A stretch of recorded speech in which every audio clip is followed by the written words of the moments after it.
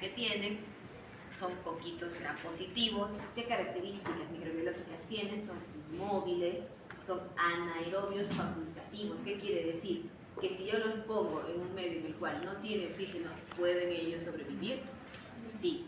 Si yo les quito el oxígeno, anaerobios facultativos. También. Son fermentadores de glucosa, son catalasa positiva. ¿Se acuerdan el cuadrito que les mostré la anterior vez? Solo les dije que se aprendieran una sola cosa, ¿verdad? Que eran catalasa positiva y catalasa negativa. ¿Cuál era catalasa positiva? El Staphylococcus aureus. El Staphylococcus aureus, sí. Y el resto ya había un montón, ¿verdad? Y de los streptococos, Coagulasa. de los streptococos, de los gram negativos, eso, muy bien. ¿Qué más? Alfa, beta y gamma. Muy bien.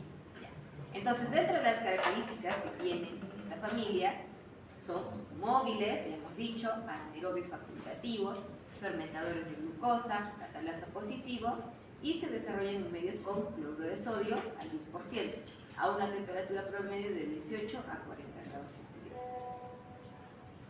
Entonces, lo importante que debemos saber culminando esta clase es, primero, qué son, cómo nos van a enfermar, qué enfermedades causan y cómo se diagnostican. Lo mismo que ustedes me deberían de decir en sus casos clínicos. Entonces, ¿por qué los estudiamos? Porque tienen factores de virulencia. Entonces, tenemos que conocer cada uno de estos. Primero, causan lesión tisular. Y se supone que hay una lesión a nivel de un tejido, nuestro sistema inmune debe atacarlos y debería eliminarlos, ¿verdad? Pero parte de su factor de virulencia también es la evasión inmune. Ahorita vamos a ver cómo. Y también por medio de toxinas. Entonces, la lesión tisular, es decir, para que haya destrucción de un tejido, tiene que haber enzimas, ¿verdad?, que degraden estas. Entonces, el Staphylococcus aureus tiene algunas. ¿Cuáles son? Colagenasas. Primero, ¿qué tiene nuestra piel, nuestras mucosas, los tejidos? Su composición. ¿Se acuerdan de histología? Listo. Supongo que han hecho algo. ¿No? Ya bueno. Entonces, ¿qué tiene? A ver, algo que es más estético actualmente. ¿Qué dicen? Para la piel, ¿qué puede? No. Colágeno. ¿Qué dice? Colágeno. Ya, ¿qué tiene mi piel? Colágeno. ¿Qué más? Le dicen para rellenarte un poquito te puedo poner ácido hialurónico. Ya, entonces esa es la composición de la piel. Colágeno principalmente y ácido hialurónico, lo que lo compone, le da la estructura, por así decirlo. Entonces, si yo quiero destruir eso, ¿qué utilizaré? Su antagónico, ¿verdad? Enzimas. ¿Qué serán? Colagenasas, hialuronidasas, también tiene grasita, la piel, lipasas y hemolicinas. Ahora, ¿cómo invade el sistema inmune? También por medio de enzimas. Por ejemplo, la catalasa, la coagulasa y la proteína A, que es la más importante. Y dentro de las toxinas tenemos la toxina exfoliativa, enterotoxinas y la toxina del síndrome del shock tóxico. Todas estas toxinas van a causar diferentes patologías, ¿verdad? Ustedes me van a comentar seguramente ya en sus casos clínicos. Es por ello que es importante conocer cada una de estas. Ahora, el epidermidis, si bien para la lesión tisular puede compartir alguna de estas enzimas, pero no tiene propiamente una bien fijada a ellos, tanto el epidermidis como el saprofíticos. Lo que sí tiene es bien clara la evasión inmune mediante enzimas también, como la catalasa, que se comparte para los tres, porque era lo que los diferenciaba, y tiene una biopelícula que lo va a proteger. Es decir, si en mi evasión inmune algún neutrófilo quiere degradar, quiere fagocitarlo, ¿va a poder? No. ¿Por qué? Por esa biopelícula que tiene. Entonces acá tenemos al Staphylococcus aureus, y mediante estas enzimas, ¿qué va a causar? De la degradación básicamente, va a evadir el sistema inmune, pero ¿cómo se va a convertir? ¿Cómo va a degradar estas enzimas? En agua y oxígeno. Ahorita vamos a detallarlo un poquito más. Ya está. Entonces, ¿cuál es la importancia clínica? ¿Cuántos casos clínicos tenemos de Staphylococcus aureus? ¿Son cuántos grupos? ¿4? 3. 3. ¿De cuántos? 2 de 5 y 1 de 6. Mucho. de 3 el otro grupo se hace de 3. Y ahorita vemos eso. Entonces, ¿cuál es la importancia clínica? ¿Qué tipo de patologías nos puede causar el estafilococo principalmente? El síndrome de piel escaldada, foliculitis. Primero, ¿dónde están los estafilococos? En la piel. En la piel. Pero ustedes han leído de que aquí, por ejemplo, tenemos una toxina que es enterotoxina. Y si está en la piel, principalmente, pero ¿cómo entonces una enterotoxina nos podría causar algún tipo de clínica entérica? O sea, ¿puedo tener diarrea por un estafilococo aureus? Sí. Por toxina. Porque muchas veces, o sea, esa misma bacteria la tenemos en nuestro organismo, pero no nos hace daño. Entonces, digamos, cuando, por ejemplo, una persona se puede enfermar, apenas se enferma, va a causarle más daño. Y lo que es la piel escaldada en bebés es porque...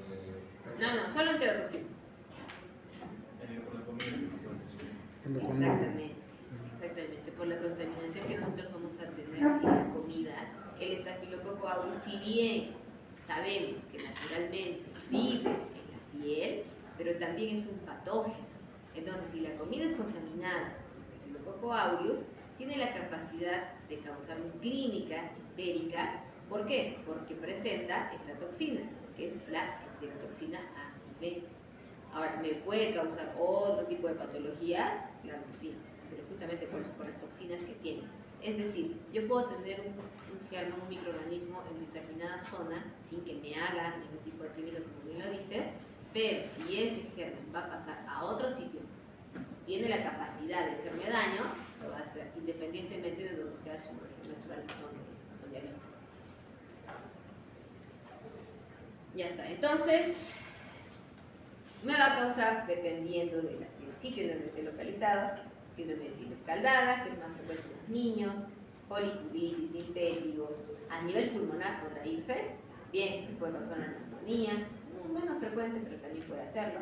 Esto sí es muy frecuente, endocarditis, osteomielitis, bioartritis, meningitis, sepsis e intoxicación alimentaria, lo que estamos hablando. Esto es importante. La intoxicación alimentaria. ¿Por qué toxinas va a estar mediada? Por la enterotoxina A. Pero ¿cómo nosotros podemos hacer el diagnóstico desde un punto de vista microbiológico?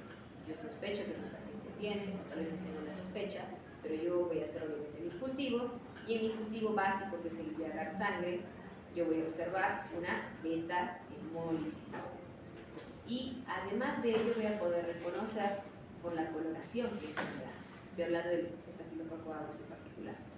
Miren, por ejemplo, acá. ¿Se acuerdan que en la anterior clase vimos cómo definimos estas colonias, verdad? ¿Cómo las definimos? Primero, por la forma. ¿Qué forma tiene? Redonda. Tamaño mediano. ¿Ya? Color. Si tiene color, es color amarillento. ¿Qué más? Tiene hemólisis. Tiene hemólisis. ¿Qué más? ¿Cómo más podemos diferenciar? Tiene brillo, muy bien. ¿Qué más? ¿Qué aspecto tiene? Liso, rugoso, liso, es convexo. Muy bien. Ahora, solamente viendo esto, yo puedo decir que es un estafilococo aureus, ¿verdad? ¿Por qué? Porque a diferencia de otros, del estafilococo epidermidis, por ejemplo, no tiene pigmentación. Va a tener la misma forma, probablemente también tenga hemólisis, obviamente, pero no va a tener ese color. Entonces hay detallitos que les voy a volver particularidades para poder identificar a ese microorganismo.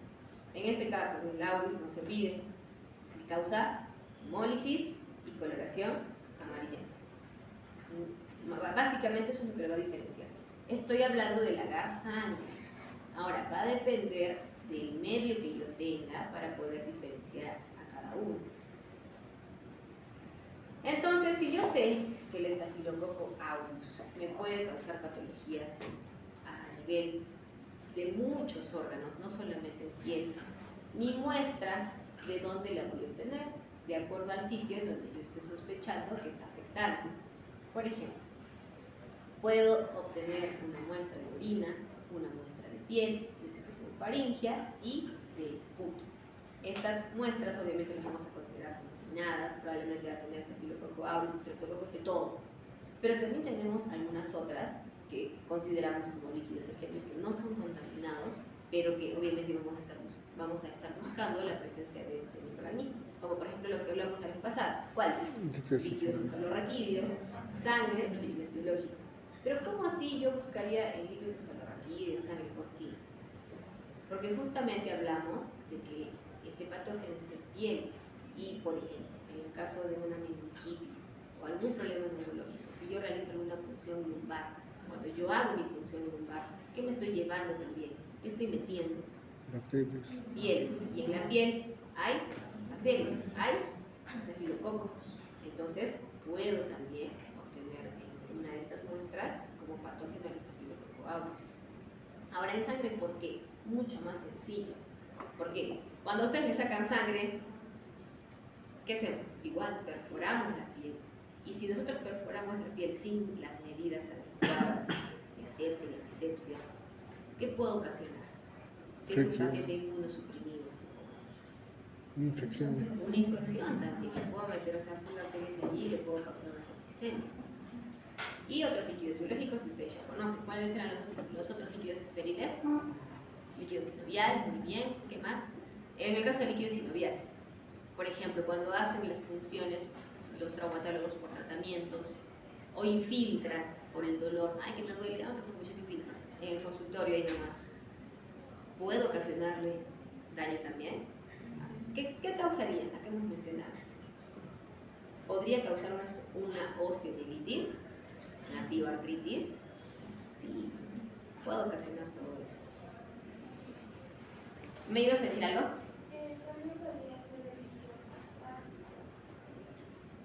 ¿El líquido prostático se considera estéril?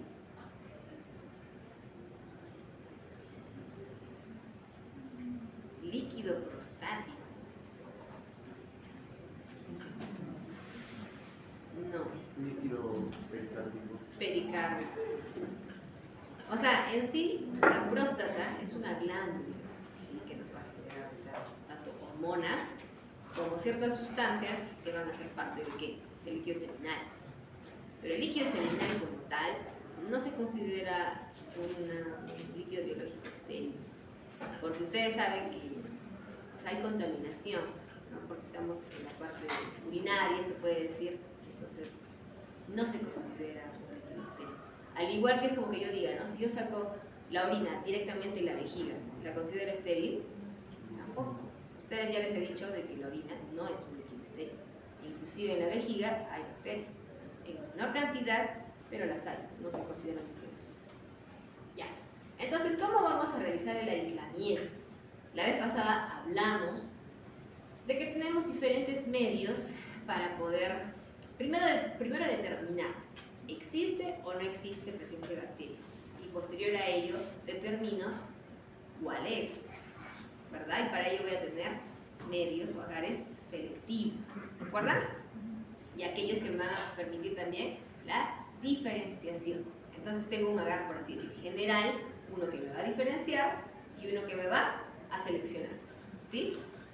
Entonces, tenemos al agar mannitol salado. En este caso, me va a ayudar a diferenciar el agar sangre para todo. O sea, ahí crece de todo. O sea, simplemente voy a poder ver más que nada la hemólisis en el agar sangre, cosa que no voy a poder ver en los diferentes agares. Por ejemplo, en el agar mannitol salado, también llamado Chapman, ¿qué es lo que voy a observar? La coloración me va a permitir diferenciar. Puedo encontrar estreptococos, puedo encontrar estafilococos y me va a permitir diferenciarlos. ¿Se acuerdan? Yo les dije, puedo encontrar 4 personas acá y diferenciarlos, pero no significa que solo va a crecer uno, van a crecer los 4. Pero en cambio, tendré alguno otro, un agar que solamente me permite el crecimiento de Staphylococcus aureus. Por el momento que yo sepa, no. Pero existen pruebas de que sí me van a determinar que sí sea Staphylococcus aureus. Por ejemplo, la coagulasa. ¿Se acuerdan de esa tablita gigante? ¿Cuál era el único que era coagulasa positivo? Estafilococos. El Staphylococcus aureus. Ahora, por el resto, hay un montón. Entonces, el de mayor importancia en esta familia es el Staphylococcus aureus por la gran patogenicidad que me da. Entonces, ¿qué me interesa buscar? Al Staphylococcus aureus. Entonces, vamos a ir enfocados a encontrar algunas características tanto en el aislamiento para poder identificar. ¿Ya? Entonces, acá tenemos. Ya hemos visto en la anterior imagen, acá está, que son colonias convexas, lisas, como ustedes han dicho, redondas, brillantes, que pueden ser blancas, pero con cierta coloración amarillenta. ¿Verdad? Yo, bueno, también me importa. Ahora, dentro de las pruebas diferenciales, ¿qué me va a ayudar? La catalasa. ¿Pero la catalasa para qué? A diferenciarme de qué? Del Streptococcus. estreptococo, ¿verdad? Estreptococo solamente, ¿ah? ¿Qué más? Ahora, ¿puedo utilizar otras técnicas? Sí, puedo utilizar la lineasa, fermentación de mannitol, que es el agar Chapman, ¿bien? La hemólisis y la coagulasa, que me va a seleccionar un poquito más, va a subdividir. Y también la diferenciación antibiótica, que vamos a ver ahora. Ya está. Entonces, tenemos nuestro medio. Estos van a diferenciarse por la fermentación o no del mannitol. Si es positivo, le hago una prueba de coagulasa en lámina. Si me da positivo, es Staphylococcus aureus. Si me da negativo, para poder realizar la prueba de coagulasa, tengo diferentes métodos. Puedo realizarle una laminita o puedo realizarle en tubo. Pero al fin y al cabo es lo mismo. Más sensibilidad, por así decirlo, cuando lo hago en tubo. Es por ello que inicialmente lo hago en lámina, por temas de facilidad. Si me sale negativo para confirmar, tendría que repetir el tubo. Entonces, si me sale positivo, igual, nuevamente, Staphylococcus aureus. Y si me sale negativo, es que no es Staphylococcus aureus, solamente me ayuda a discernir, como les dije. ¿Es Staphylococcus aureus o no es? Nada más, no me importa más. Acá está una pruebita de coagulasa, el tubo. Como dice su nombre, coagulasa. ¿Qué es lo que yo estoy buscando? Que el Staphylococcus aureus tenga esta enzima, que es coagulasa. ¿Qué significa? Entonces, ¿cuándo será positivo y cuándo será negativo? ¿Cuál de estos dos ustedes creen que es positivo y cuál es negativo? Que es positivo porque tiene la enzima, ¿verdad? Coagulasa, me va a permitir la coagulación. Este es positivo y este de acá es negativo. Ahora, tenemos ya nuestro agar. Este es el agar de mannitol salado, o Chapman también llamado. Y acá les mencioné de que ya no nos va a importar tanto la hemólisis, como si me va a importar en qué agar. Sangre. En el agar sangre, muy bien. Entonces, en este agar lo que me va a permitir es la diferenciación entre estos estafilococos. Puedo encontrar también estreptococos. Pero básicamente, ¿a quién me importa encontrar? Al aureus. Ya, entonces yo sé que el aureus proviene de oro, dorado. Entonces yo voy a encontrar una coloración Amarilla. dorada, amarilla. ¿Cuál será entonces el Staphylococcus aureus acá? El de abajo. El de abajo, ¿verdad? Este de acá. Entonces, yo comencé sembrando mi muestrita en un agar sangre. En el agar sangre he observado que hay hemólisis, son colonias redondeadas, son colonias medias blanquecinas, medias amarillentas, brillantes. ¿Pero qué hago? ¿Cuál es el paso siguiente? Voy a utilizar un medio diferencial como el agar mannitol salado para que me diferencie mediante el color, por la degradación obviamente que tiene de sus principios activos, me va a diferenciar que el amarillo es el Staphylococcus aureus y el rojo generalmente es el epidermidis. Pueden ser otros, pero el que sí me va a dar esta coloración, sí o sí, es el aureus. Ahora, ya entonces tenemos la diferenciación por medio del agar sangre, mannitol salado. Tengo dudas todavía. Puedo hacerle una diferenciación antibiótica. ¿Se acuerdan ustedes que yo les hablé la clase pasada acerca del antibiograma, verdad? Necesitamos poner discos y nos fijamos en el halo de inhibición, ¿verdad? En este caso, cada microorganismo tiene también resistencia, les hablé también de la resistencia intrínseca, una resistencia que tiene una una resistencia natural de cada microorganismo, sin necesidad que haya estado expuesto a algún antibiótico. Es parte de sí, de su material genético, ya está así codificado. Puedo diferenciarlos también de esta manera, pero en este caso no voy a utilizar un antibiótico pensando en lo que le va a hacer efecto, o sea, pensando en que la va a matar. No, en este caso yo sé que por su naturaleza es resistente o es sensible a determinado medicamento, no con la finalidad de darle de tratamiento, repito, sino con la finalidad de diferenciar. Entonces tenemos 3 medicamentos que podemos utilizar: la bacitracina, la neomicina y la novobiosina, o el ácido nalidícico, que es de la familia de las quinolonas. Entonces, si hay resistencia a la bacitracina, ¿qué digo? ¿Qué es? Estafilococcus. Solo estafilococcus. Ahora, si es sensible, puedo pensar que son otros coquitos micrococos, pero ya no se confundan con esto, solamente apréndanse lo del estafilococcus. Entonces, resistente a la bacitracina, estafilococcus, resistente, ¿ya? Ahora, ¿qué otro me interesa? Para poder diferenciar estafilococcus, no estoy hablando del aureus, en general, solo estafilococcus. La novobiosina, ¿tiene que ser sensible o resistente? Resistente también. Ahora, tenemos otros, los beta-hemolíticos, que también van a ser resistentes a la neomicina, pero a diferencia, en este caso, la neomicina va a ser sensible. ¿Pero para quiénes? Para los estafilococos. Entonces, en resumen, para que no nos confundamos, los estafilococos son resistentes a la bacitracina y ¿a qué más? A la novobiosina. Miren, los dos que tienen B grande: bacitracina y novobiosina. También han sido nalidísimos. Y sensibles ¿a quiénes? A la neomicina. Nuevamente, resistentes a bacitracina y novobiosina. Y sensibles a neomicina. Ya está, solamente neomicina. Ahora, ¿cómo trato yo?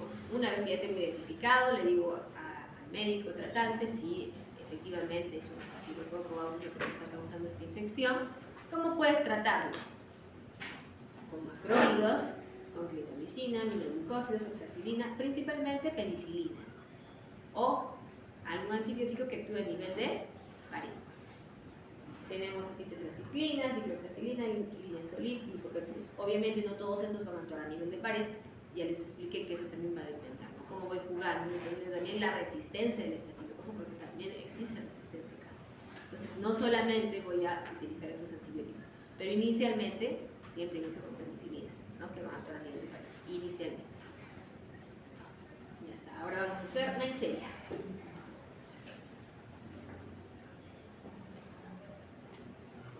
Hablando de coquitos, nuevamente, habíamos hablado de que tenemos cocos que puedan ser gram positivos o gram negativos. En el anterior caso hemos visto un coquito que es gram positivo, muy bien, y su agrupación, ¿cómo es? Diplococos. ¿Qué? ¿De cuál? Estamos hablando del estafilococo aureus. Racimos. Racimos, muy bien. Entonces podríamos diferenciarlos por forma, son redonditos, y la agrupación en racimos. Y si era de 2, ¿y cuál era el ejemplo? Neisseria. La Neisseria. ¿Pero era gram positivo o gram negativo? Gram negativo. Muy bien. Entonces, ya hemos hablado acerca de los coquitos que se disponen en forma de racimos, que son el estafilococo aureus, el que se está representando. Ya hemos hablado de él. Ahora nos falta de quién? Del que está dispuesto de 2. ¿Cuál nos faltaría? ¿Cuál nos faltaría? Había uno que estaba dispuesto en cadenita. Streptococcus, que es otra familia. Ya vamos a ver también en otras clases. Pero entonces, continuemos. Este germen, este microorganismo, es un poquito también, pero como está dispuesto de 2, es un diplococo, pero gram negativo. En este caso es aerobio y tiene forma afrejolada o reniforme, como en este caso. Medio deforme. ¿Se acuerdan que cuando vimos en la anterior imagen tenían como que un poco alargadito, como si fuera una comida? No totalmente como una coma, porque hay otros microorganismos que sí tienen forma de coma, pero un poco achatado, o sea, no era un redondito perfectamente, ¿sí? ¿Se acuerdan? Ahora lo vamos a ver mejor. Pero son intracelulares. Por ende, mi tratamiento va a ser sencillo, va a ser mucho más difícil tratar, ¿no?, a la persona que esté con este patógeno. Y miren, requieren CO2 para poder crecer. Entonces, ¿qué significa? Que yo realizo mi cultivo, mi siembra, y lo dejaré así, nada más, al aire. En el aire, ¿qué tenemos? Tenemos oxígeno, tenemos un montón de compuestos, pero necesitan CO2, sí o sí, en mayor cantidad de diferencia de los otros microorganismos para que puedan crecer. Entonces, existen unas bolsitas especiales que te generan CO2 y existen unas, ¿cómo se les dice estas cosas? Bueno, algo así como unos tuppers grandes, donde se meten a las plaquitas, se meten estas bolsitas de CO2 y generan el CO2 en abundancia. Y se dejan ahí 24 o 48 horas para crear un medio adecuado para que puedan crecer estos diplococos. Entonces, son cocos biógenos. ¿Qué significa biógenos? Bio. Que puede ser. Ajá. La gente. ¿Qué es? A ver, para participación, ahorita no tengo nadie. ¿Qué son? Bacterias esféricas. Biógenos. Que producen. Cocos biógenos. Ajá. ¿Qué es biógeno? Busquen, pues, googleen para su participación. Exacto. Ya tenemos entonces dos especies que son patógenas para los humanos. La Neisseria, yo les comenté también esto, ¿se acuerdan? ¿Cuáles eran? La gonorreae y la meningitidis. La gonorreae, gonococo, y la de meningitidis, meningococo. Ahora, van a poder diferenciarse por los patrones de empleo del azúcar y los sitios de sus infecciones primarias. Como yo les decía, o sea, si yo tengo un paciente con clínica neurológica, ¿voy a buscar Neisseria gonorreae? No, ¿qué voy a buscar? Neisseria meningitidis. Y viceversa, si yo tengo clínica, no sé, de antecedentes de mi paciente con un contacto sexual sospechoso, ¿voy a pensar en una Neisseria meningitidis? No. Entonces va a depender mucho también de lo que yo estoy buscando según la clínica del paciente. Ya está. Entonces, miren el cuadrito acá a la derecha. Ya hemos hablado de los grampositivos, algo, un poquito, ¿no? Someramente de los coquitos. Tenemos ya más adelante también que desarrollar a los bacilos, pero ahora estamos acá. Los cocos también, pero que son gram negativos. Y miren, no solamente tenemos cocos y representando acá a la Neisseria, tenemos también la moraxella y el acinetobacter. Esto quiero que lo agreguen por favor a sus conocimientos. Entonces, dentro de los gram negativos tenemos cocos, y dentro de los coquitos ustedes conocen a los diplococos, sí, pero también existen otros como son la moraxella y el acinetobacter. ¿Qué quiere decir? Que en las muestritas, por ejemplo, en los hisopados que nosotros hemos hecho en las gomitas, ¿también podría haber allí moraxella? Sí. Claro que sí, pues porque es parte también de la flora y no se considera patógeno. O sea, en una muestra de un aspirado bronquial, cuando ustedes reciban el resultado y dicen Moraxella catarrhalis, ¿qué hago? ¿Qué digo? Normal. Lo dudo, ¿ah? O sea, yo lo dudaría, o sea, yo las reporto y he visto casos. O sea, no hay nada patógeno, yo estoy buscando obviamente audios, y me reportan Moraxella catarrhalis. Yo sé que la moraxella es un patógeno, o no, perdón, es un germen que es un saprófito, por así decirlo. Es decir, no me va a causar daño. Entonces, si a mí me reportan en un antibiograma Moraxella catarrhalis y con sensibilidad absoluta, es sensible a todos, ¿tendrá relevancia clínica? O sea, diré, ¿es el causante de la infección de este paciente de su neumonía? No. No. Es que, ¿qué ha pasado? Se les ha ido, pues ya han cultivado lo que había. Eso es la importancia también. Cuando nosotros recibimos los cultivos, realizamos los cultivos, obviamente va a crecer un montón, porque hay una flora propia de cada zona, del aparato respiratorio, del aparato urinario, etc. Hay una flora normal. Y si yo voy a trabajar con esa flora normal, voy a dar un falso positivo, porque innecesariamente ustedes van a dar tratamiento. Lo que yo tengo que buscar es una sobrepoblación tal vez de eso que yo considero normal, o algún germen que no es parte de esa flora normal para la zona en la que ustedes están viviendo la muestra. ¿Me dejo entender? ¿Sí?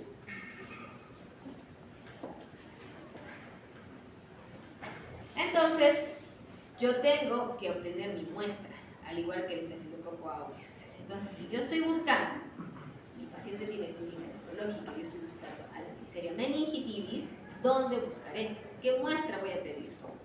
Líquido cefalorraquídeo. Muy bien. ¿Qué más? Aspiratos. Puede ser aspirado transtraqueal también. Y Sangre. si está en sangre, como les dije, ¿dónde no puede estar? Se va a todo sitio. También puedo buscarlo en sangre. Y a nivel respiratorio, generalmente, más que nada en los pacientes que están intubados, ¿no? Pero de larga data, meses, podrían contaminarse. Pero es poco frecuente. Pero también es una forma de tipo de una muestra. Ahora, la Neisseria gonorreae es una ETS. ¿Dónde buscaré? Si es el caso de una mujer, un hisopado endocervical, secreción vaginal, exudado uretral, hisopado rectal, orofaringio. Puedo encontrarlo en el líquido sinovial, excepcionalmente podría ser. Hisopado conjuntival. ¿Pero por qué hisopado conjuntival? ¿Qué tiene que ver? Pelo. ¿Por qué? Porque había un contacto con el ojo. No. Teniendo O sea, relaciones, sí, pero no. ¿Pero cómo así? ¿En qué contexto? teniendo relaciones sexuales. No. ¿No? Bueno, quién sabe, tal vez, no sé. No, todavía no conozco esas cosas.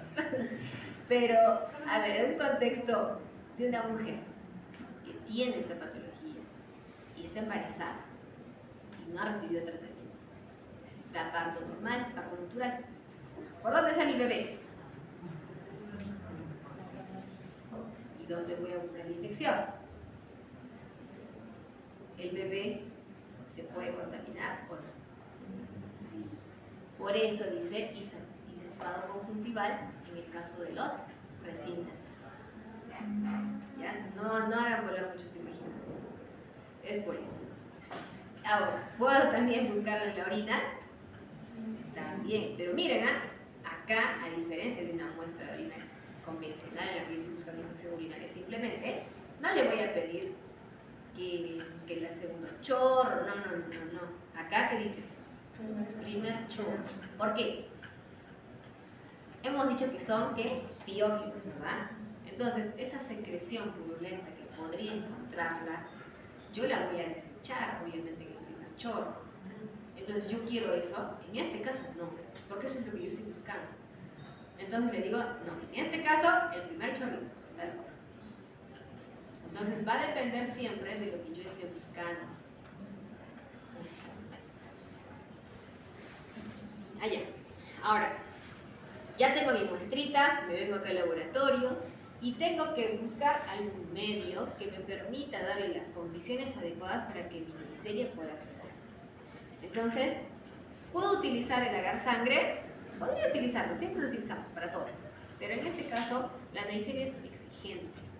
¿Ya? Entonces necesito un agar especial, es el agar chocolate.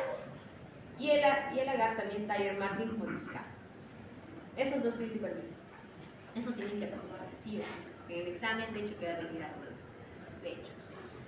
Entonces, estafilococo, agar, sangre. Ya, bueno, el agar sangre siempre aplica para todo, esa es la fija, ese es su bonus. Cuando algo no sepa, agar sangre. No falla. ¿Ya? Pero para diferenciar, en el caso de los estafilococos es el manitol salado. ¿Ya? Eso, que quede fijo. Manitol salado para estafilococos. En el caso de la Neisseria, lo que les va a diferenciar es el Tiger Martin. Ahora, ya adicionalmente, chocolate. ¿Ya? Entonces, ¿estafilococo cuál? Manitol salado. Manitol salado. ¿Ya? Estafilococos, manitol salado. Neisseria, Tiger Martin y chocolate.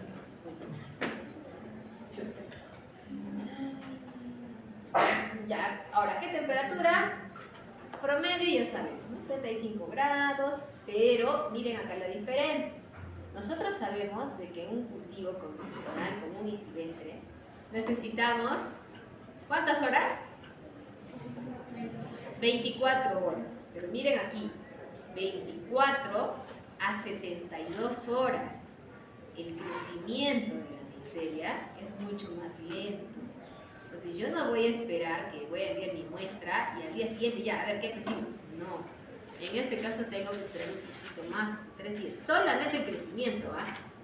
Ya para el antibiograma y todo lo demás, ya ustedes saben que demora un poquito más, un día más, adicionalmente a eso. ¿Y qué es lo que vamos a observar a diferencia del estafilococo? En el caso del estafilococo, ¿cuáles eran las características de las colonias? Eran colonias Convexas, brillantes. tenían su hemólisis, muy bien, en el agar sangre eran redondeadas, blanquecinas, medias amarillentas, brillantes, lisas, convexas. ¿Qué más? Amarillas. Yo parezco el alumno, o sea, yo estoy respondiendo por ustedes. ¿Qué más? Y en este caso, en el caso de la miseria, ¿cómo son? Colonias, acá miren. Ahí no se ve. Describan. Colonias, ahí. Transparentes.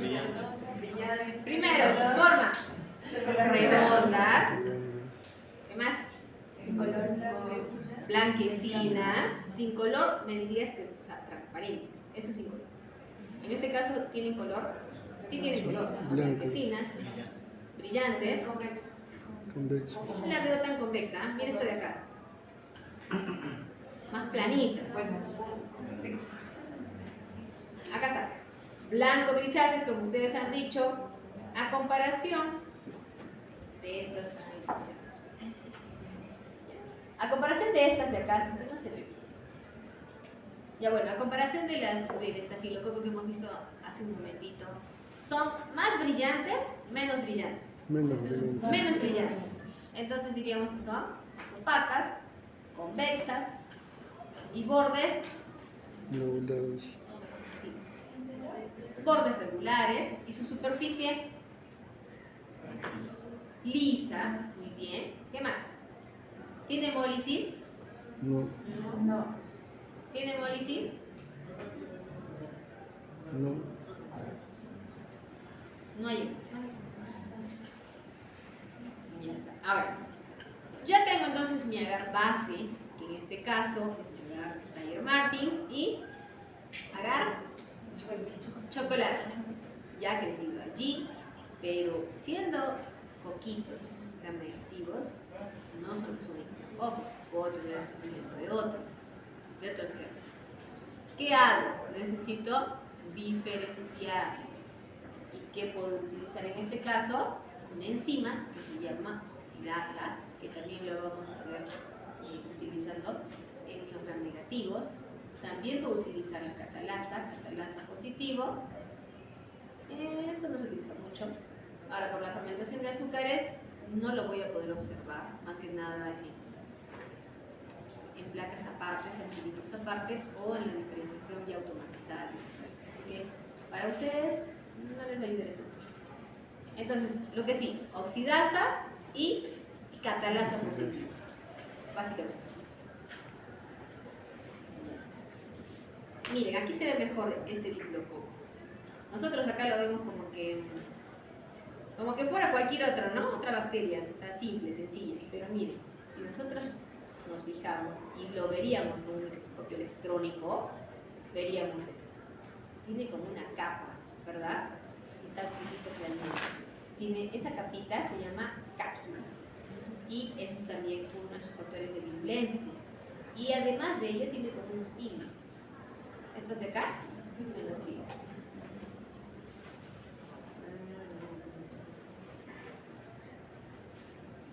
Acá está. El cultivo de la muestra cervical en el agar chocolate simple permite el crecimiento de los patógenos. Es este de acá, agar chocolate. Y este de acá es un poquito más clarito, es el agar Dyer Martins. Pero ¿cuál es la diferencia? El Dyer Martins tiene medicamentos, tiene vancomicina, colistina, neurofin. Entonces, lo cual me va a permitir ser selectivo. Entonces, el agar chocolate, ¿qué será? De acuerdo a los conceptos que yo les he enseñado. Diferencial selectivo. Selectivo. Otra vez repito. El agar chocolate simple permite el crecimiento de los patógenos. Diferencial. Diferencial. El agar de Tiger Martins tiene vancomicina, colistina, bla, bla, bla, bla, y permite el crecimiento selectivo de Neisseria. ¿Qué será? Selectivo. Diferencial selectivo. Selectivo. Selectivo. Entonces, para Neisseria voy a utilizar dos agares. ¿Cuáles son? Chocolate y De Tiger Martins. ¿Cuál me va a seleccionar a la Neisseria? Tiger Martins. Tiger Martins. Entonces, si yo les pido en el examen, ya les he dicho, yo les voy a preguntar cositas. En el siguiente agar nos permite la diferenciación del patógeno, o el siguiente agar permite diferenciación o selección del patógeno que se ve. ¿Qué me dirán? Cuidado con los términos, ¿ah? Selección. Si les pongo el Tiger Martins, el de Tiger Martins, Selección. selección. Si les pongo agar chocolate, Diferenciación. diferenciación. Y lo que les decía, ¿no? Los tubitos que tenemos para la fermentación de azúcares. Que obviamente es mucho más sencillo hacerlo de forma automatizada, como en este caso. O sea, imposible. Imagínense por cada muestra hacer esta diferenciación con miles de tubitos. Antes sí, pero ahora felizmente. Ahora, pero si nosotros lo tendríamos que realizar, tendríamos nuestros 3 frasquitos con nuestros azúcares, glucosa, maltosa y sacarosa. Entonces, tienen esta coloración inicialmente rosada. Y si yo introduzco, por ejemplo, a la Neisseria gonorrhoeae, hemos visto que también parte de su requerimiento son los azúcares, la fermentación de los azúcares. ¿Qué significa, en otras palabras? Que consumen este azúcar. Entonces, si consumen este azúcar, imagínense que el consumo del azúcar es la coloración fucsia.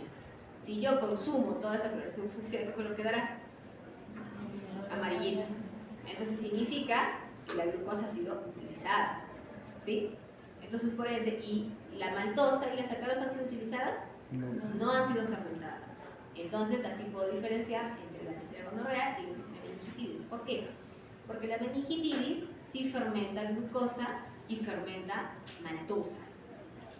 ¿Ya? Gonorrea, entonces, solamente, acuérdense, bueno, yo siempre recordaba así, gonorrea G con G de glucosa. Ahora, meningitidis, MN. ¿Cuántas curvitas tiene la M? 2. 2. ¿Cuántos azúcares utiliza? 2. 2. ¿Cuáles son? Glucosa y La maltosa. glucosa y la maltosa. Ya está. Entonces, la Neisseria gonorrhoeae, ¿qué azúcar fermenta? Glucosa. Glucosa. ¿Y la meningitidis? Glucosa y maltosa. Muy bien. MM también, ¿ven? MM. Más fácil nos acordamos así. Muy bien. Pero ¿cuáles son los 3 azúcares que yo puedo utilizar para diferenciar entre uno y otro? Glucosa, Maltosa y sacarosa. maltosa y sacarosa. Si solamente fermenta glucosa y maltosa, ¿qué será? Meningitis. ¿Cuál? Dice meningitis. ¿Cómo se llama? A ver, Maciel. Si fermenta maltosa y glucosa, ¿qué Neisseria es?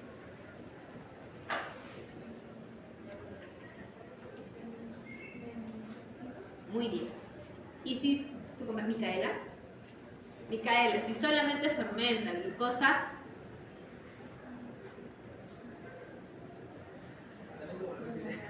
¿cuál? Gonorrhoeae. Muy bien. Entonces, este es un resumen de lo que hemos hablado.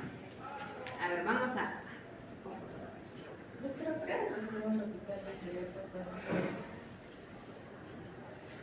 Pero sí tiene las diapositivas. ¿No estás todo? Se los paso igual a la tarde, ¿ya? Entonces, repasando. La Neisseria gonorrhoeae, ¿qué va a utilizar? ¿Qué fermenta? ¿Qué azúcar? Solo glucosa. Positivo. ¿Empleo de maltosa? No. Negativo. ¿Tiene plásmidos? Sí tiene plásmidos. Y puede producir beta-lactamasas. ¿Se acuerdan de lo que les hablé en la clase pasada? De beta-lactamasas, de la resistencia y todas esas cosas. Ya, acá está también. O sea, produce beta-lactamasas. ¿Qué quiere decir? Que es más resistente, que genera resistencia a antibióticos o es sensible a todo. Genera más resistencia a los antibióticos. La gonorrea. Ahora, la Neisseria meningitidis, ¿qué emplea? ¿Qué azúcar es? Glucosa y maltosa. Raramente puede tener plásmidos. ¿Existen vacunas disponibles Sí. para la gonorrea? No. ¿No? ¿Seguros? No hay. Si no, pues no, ya no habría gonorrea. No hay. Pero más sí para la Neisseria meningitidis. Es lo que se les pone pues a los bebés. Ya cuando hagan neopediatría se acordarán de esas cositas. Tiene su cápsula de polisacáridos, como hemos visto hace un momentito, dentro de su estructura tiene una cápsula y también tenía pilis, ¿sí? Sí. Tiene también. Pero miren, no produce beta-lactamasas, entonces es más fácil tratarlo o no. Sí. Es más fácil. Y ambos son oxidasa positivos. Ahora, si yo quisiera hacer una tipificación serológica, es decir, diferenciarlos, puedo usar tanto esta diferenciación larguísima, pero como también puedo utilizar otras pruebas de eliminación. En este caso son antisueros polivalentes o monovalentes específicos. ¿A qué me refiero? Con que un microorganismo nosotros podemos diferenciarlo por los diferentes antígenos que tiene en su superficie, pero o sea, pueden ser 100 antígenos, pero pueden tener en común 60 de estos con otro microorganismo. ¿Me interesa averiguar eso? No me interesa. Me interesa lo que lo diferencia de otros. Pero dentro de estos tendré pues 40 por ahora, que sean solamente de ese. ¿Voy a poder diferenciar los 40? No. Generalmente el que está tal vez en mayor cantidad, el que es más fácil de encontrar, etc.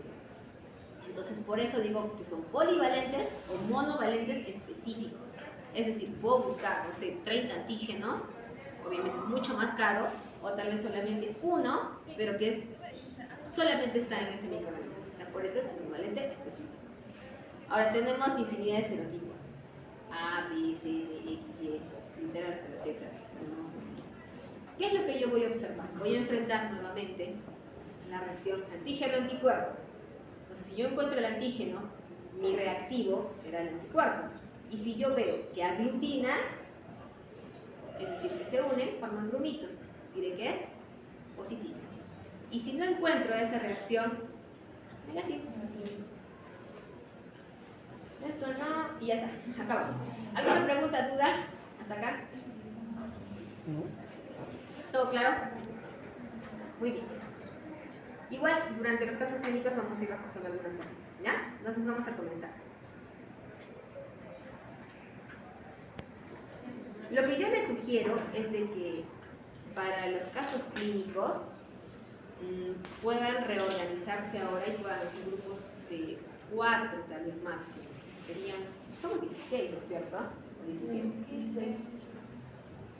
Entonces 4. 4 estarían. Cosa que serían 4 grupos. Hemos hecho 3 grupos de 5. No. 2 grupos de 5 y 1 de 6.